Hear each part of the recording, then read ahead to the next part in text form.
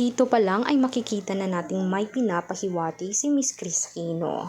Talaga namang bumisita pa siya kay Bimby sa Itbulaga para namang mabigyang suporta ang anak at makita mismo ang future daughter-in-law niya na si Riza May. Talaga namang masaya ang lahat. Pagkatapos ng Itbulaga session ay kumain sila sa labas na parang bilang isang buong pamilya. Ika ni Chris, gusto lamang niyang maging safe ang anak niya. Gusto niyang mabigyan ng tamang mismong pagkakalagyan yung baby Bimby niya na mula noong bata pa ay talagang baby niya hanggang magtanda. Ngayon naman sinasabi ni Chris, ang buhay kasi is maikli lamang. Hindi naman niya masasabi na hanggang uugod siya ay buhay siya.